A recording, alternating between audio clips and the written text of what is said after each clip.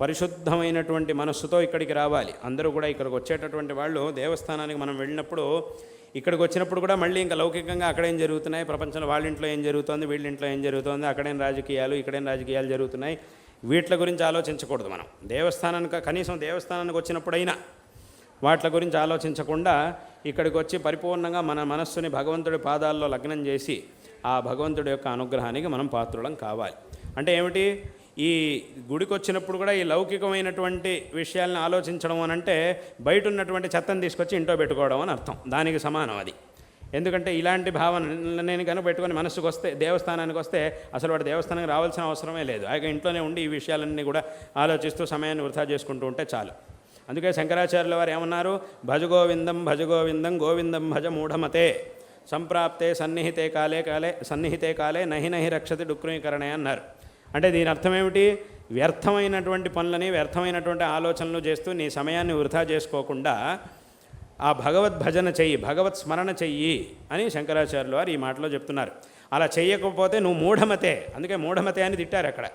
నువ్వు కనుక ఇలా చేయకుండా ఊరికే మూఢుడుగా ఉండి ఏమిటి వ్యర్థమైన పనులను చేస్తున్నావు, అనవసరమైన విషయాల కోసం నీ సమయాన్ని వ్యర్థం చేస్తున్నావు, ఎందుకు ఇలా చేస్తున్నావు, ఇలా చేయడం మానేసి మూర్ఖుడుగా ఇలా చేయకుండా మంచి మార్గంలోకి రా అని అక్కడ చెప్తున్నారు. కాబట్టే ఇప్పుడు వాస్తవంగా మనం మనస్సులో భగవంతుడి గురించి ఆలోచించడం మానేసి అనవసరమైనటువంటి విషయాల్ని ఆలోచించినా కూడా మనం దేవస్థానం యొక్క పవిత్రతకి భంగం తెచ్చినట్టే. దీన్ని అందరూ కూడా తప్పకుండా తెలుసుకోవాలి.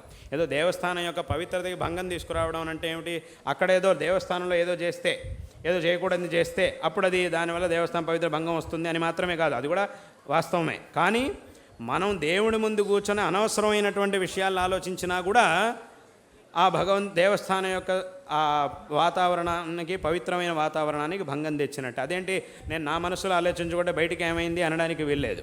ఎందుకంటే ఇప్పుడు భగవంతుణ్ణి ఆరాధించేటప్పుడు మొట్టమొదట మనస్సులో భగవంతుణ్ణి ధ్యానం చేసి ఆ తర్వాత పూజ చేయడం. అందుకే ఇప్పుడు మనం షోడశోపచార పూజ చేసేటప్పుడు మొట్టమొదటి చేసే ఉపచారం ఏమిటి, ధ్యాయామి, అక్కడి నుంచి మొదలు పెడతాం. ముందు ధ్యానం చేసి ఆ భగవంతుణ్ణి పరిపూర్ణంగా మన మనస్సులోకి తెచ్చుకున్న తర్వాత ఇంకా ఆవాహనం, ఆసనం, పాద్యం, అర్ఘ్యం, ఇంకా ఉపచారాలు అవన్నీ, స్నానం, అభిషేకం ఇత్యాదులన్నీ కూడా తర్వాత. అన్నిటికంటే ముందు మనం చేసేది ఏమిటి అనంటే మనస్సులో ధ్యానం.